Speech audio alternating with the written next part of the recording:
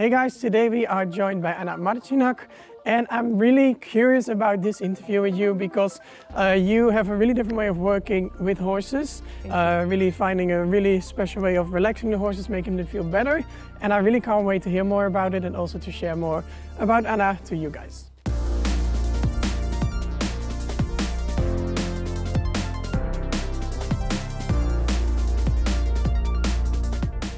Hello Anna. Hello. Thank you for having us on this beautiful location. A pleasure. It's very, very nice. We're now in the Netherlands, but originally you come from Poland? Yes. Yes. And when did you move to the Netherlands and why? I moved to the Netherlands nearly 1.5 years ago from Spain, from our beautiful location close to Barcelona in Spain. Wow, with sun. Yes, with sun, with beaches, with fantastic weather all year long. And why? I just started to feel this rising in me urgency that equestrianism needs like serious makeover, serious transformation for our children, our grandchildren to still be able to enjoy horse riding. I feel that we are in such important times that everyone who is doing something pro horses, for horses, we have to intensify our actions to prevent this beautiful sport that is all about oneness and unity with these magnificent animals, to prevent it from extinction. Yes, no, exactly, because the horse world is now kind of under a magnifying glass. Absolutely. Not always in a positive way, but I think there's so many beautiful things about working with the horses. And I remember years ago, the first time I found you online, I was always watching your stuff and seeing things, and I just really like the way you work with the horses. You do the sport, you do the things around it, but always with having that bond and connection together. Absolutely. Yeah. For me, this is very important, you know, that as we evolve, as we become during our life, as we become professionals, as we become involved in horse activities, sport or leisure, that we don't forget this initial dream that we had once when we were little children. I think no one dreamt about kicking horses or making them suffer. No, it all started for everyone from this dream about oneness, this dream about adventure, these joys together, and this like having your best friend and doing fun stuff together. Yeah, that's beautifully said, because I think that's so important to always remember. And where do you think it kind of goes wrong? Is it, I mean, there's a lot of good things, so it doesn't have to be this whole negative thing, but if we're focusing on things that could be better or where people kind of lose track of that oneness, where do you think that happens? Absolutely, it is when we become tense. Absolutely. For me, this is answer to everything. When you look at horses, when they are relaxed, when we are relaxed, when we are in the state of flow, it's almost telepathic communication. We do things instinctively, almost telepathically. We understand each other on the almost wavelength frequency. And the problems start when we become tenser. When we lose relaxation, we lose the feeling, we start to think about ourselves like individual and not like common sort of cell structure. And then it is going more and more astray to the point that we even stop liking horses, and we start to think that they are the reason why we cannot achieve our success. Oh, my horse doesn't do this, my horse doesn't do that. We get frustrated, horses get tenser, they lose connection from their bodies, they start to get ill, they start to move awkwardly with pain. And so for me, I am here to restore relaxation, to promote conscious relaxation practices, performance, sport relaxation for horses and people, mostly, that we can all do whatever we prefer, whether it is sport, whether it is leisure, but within this zone of being relaxed and in the flow. Yeah, and do you think the main focus is for you usually, I mean, you help the horses, but do you think the bigger focus has to be kind of the people so they can keep going with the same energy and flow and intention you put into it? Thank you for this question, because it is so important to realize that at the bottom levels of our existence, we are all oneness. Yeah. So if you focus on the horse, you will also get relaxed, because, correct me if I am wrong, but when you work with super relaxed, cool horse, you get relaxed. Yeah. It's so chilled. No, definitely. And in the same way, you can just focus on the human, and that was where I initially originated from, that I wanted to change people so the horses feel better by them. But later I realized that I want to broaden my offer. I want to broaden the experience that I offer to people and to horses, because we as humans, sorry, but we are really inconsistent. Yeah. Today we are all into that. I'm very guilty to that too. Yeah. Tomorrow we do something else, and we tend to jump from subject to subject in our work with horses, which is absolutely fine. And I think even in our daily life, everything goes so fast, everything's changing. We can have vibe for this and then vibe for that. Yeah. The problem is that as we change our approach, our ideas, our beliefs, our horses don't know it. No. They just have to figure it out as we go, day by day. Oh, so today we are not doing what we used to do. So, and now I focus more on horses. I want to give them the conscious relaxation techniques. That means that they turn in conscious moments of spontaneous, involuntary relaxation into consciously performed skill, sort of like biofeedback for sport, for top sport athletes. And thanks to that, we see already, because this is, I am doing it already 15 years, that horses tend to use these techniques in the future, even if we as humans, we change. Yeah. So you kind of give them some tools for in moments where they need it, they can have their own kind of like... Absolutely. No matter what you do, your horse, once he gained this conscious access to his relaxation techniques, he can use them whenever he feels that, oh, I am becoming tenser. I feel my stomach tensing. I feel that my crest of my neck became tenser. So they can, instead of following these tensions, instead of thinking why I am tenser, is something not okay, is something happening, should I be worried, let's see at my human, oh, he's tense, oh, for sure something bad is going to happen. Instead of fall into this tension spiral, a horse can break it by himself without our help.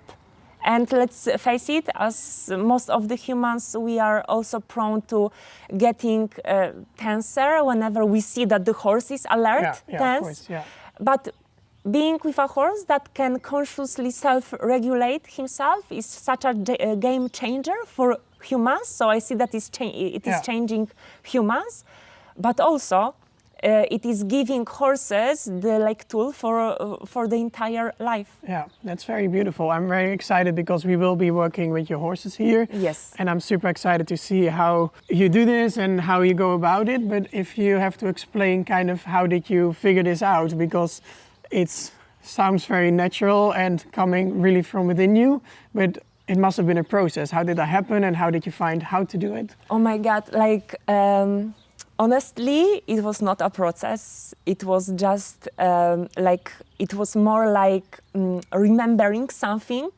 from within me or from the past or whatever you want to, explain it. It was more like remembering something that was obvious and natural and inherent to me.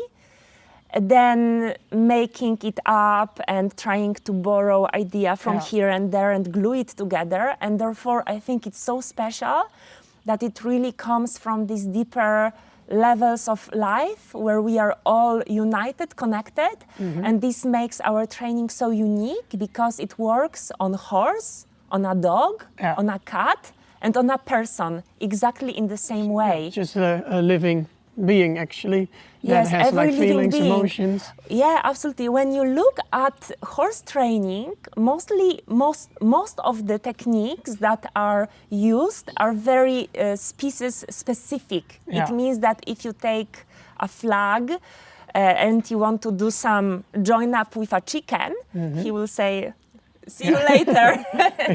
It's like basically when the training is operating, taking advantage of the tension modus, then it's very specific to the given species. So it will work for the horse, but not for the dog, and not for the cat, or not for your hamster at home.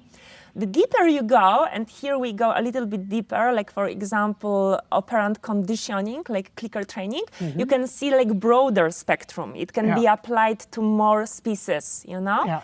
And then there is relaxation that honestly surpasses everything, that reaches so much deeper, because you can... It's not just action-reaction, it's much more than that. It is more like self-regulating and coming to this in-depth place where we are so deeply connected that your goals, your desires become my goals and my desires, and there is no difference between you and me. And it sounds crazy, but yes, your horse can have self-interest in working with the beat. You're also coming here? Yes, everyone is, hey. But you can feel it even on this whole place, kind of the whole vibe and the whole energy. I think what you guys have done to it, you can just feel it all around. Oh, thank you so much. I'm just wondering, is it kind of frustrating? Because I think, personally, I think it can be very frustrating that the most logical things, the most kind of natural things people think are strange. Like they think they are kind of like, oh, you're talking just crazy things about energy or vibration, stuff like that. When that's actually, I think, very normal. I think it is so normal that we disconnected from that a little bit, because now we are in scientific, you know, is it scientifically proven, is this sugar scientifically proven that it sweetens the tea sort of times. But also, you know, I think why people are turning away from that is there is a lot of talk and not much results. And I think that this upsets people, and no one likes to be in the limbo that, you know, tell themselves that they do important stuff and then be in the same shithole with their horse as they used to be before.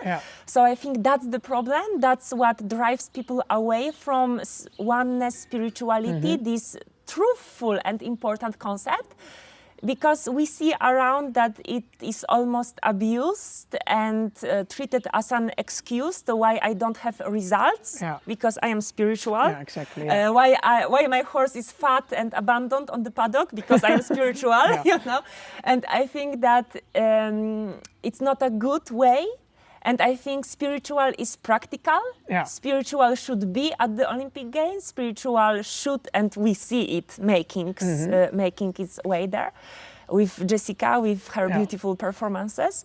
And I think that it should be everyday tool, normal tool, but we need to normalize it and show that it is the best tool, and therefore it brings the best results. That when people see the horse performing spectacularly, they say, "Oh, it must be spiritual."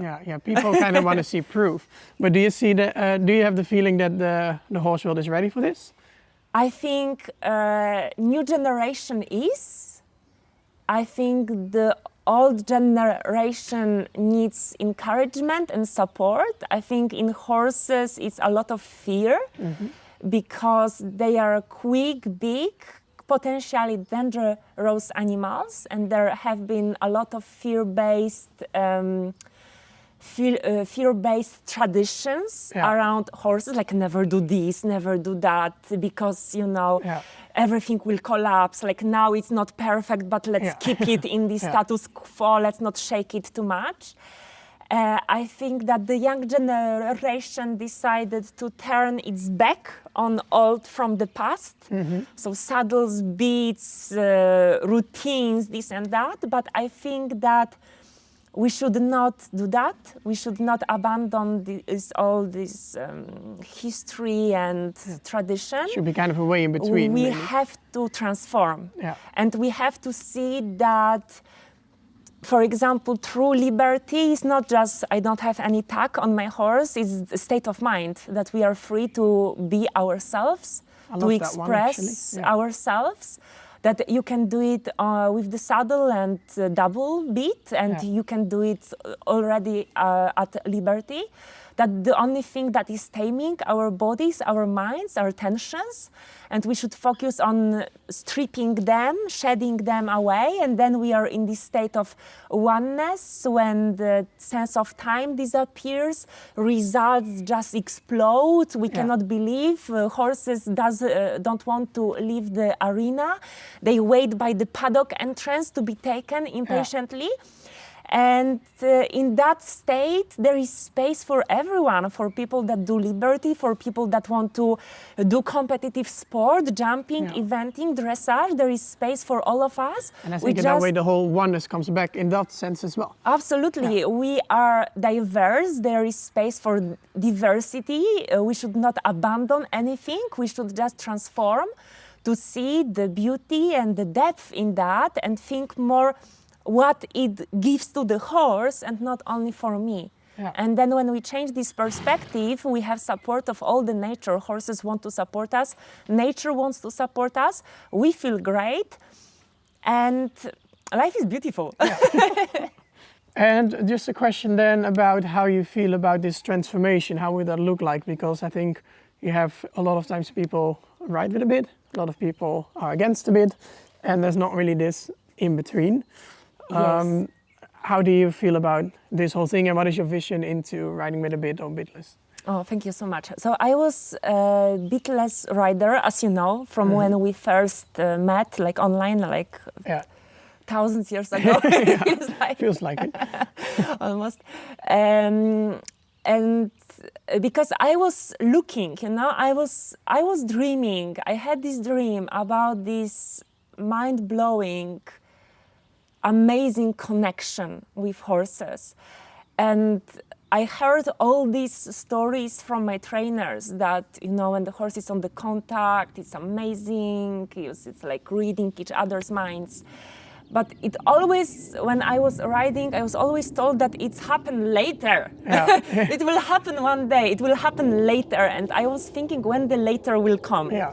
So I was not getting these sensations, and then I traveled entire Europe. I was training with Olympic gold medalists. I was training with Fritz Stahlecker, that was German figure that was the most involved in transforming riding with the bit.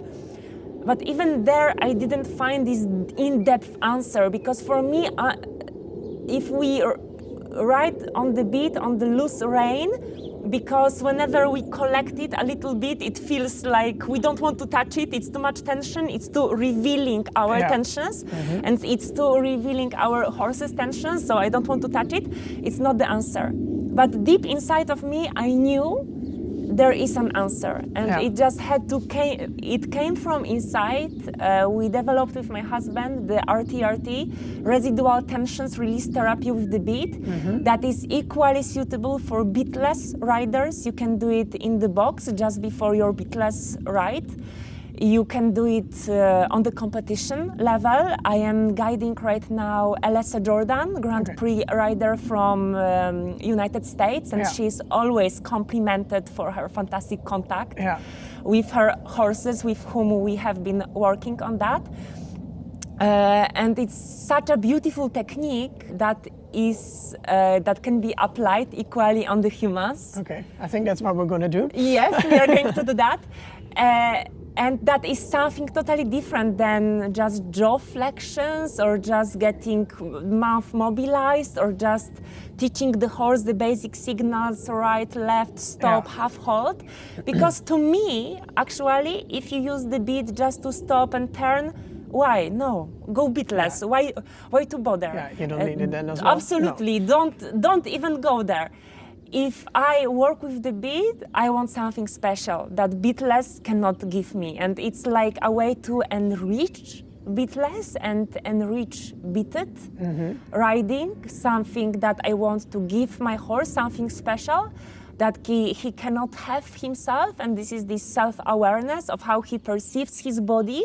When he rests evenly on the bit, you will see how much body awareness this creates, how they correct their stance, position, and indeed it gives this amazing feeling of oneness that exceeds perception of your own body, because you can really take horse's tensions on your muscle system and release them for the horse. So just from my understanding, we're gonna do another video about that as well, that you really will demonstrate it. So I'm looking forward to that. But how does that process go? Like, what are you looking for? What are you trying to explain? If you have to say it in like a few sentences, it's a bit difficult maybe, but... Residual tensions are small tensions that are like leftovers of activities or injuries in the body.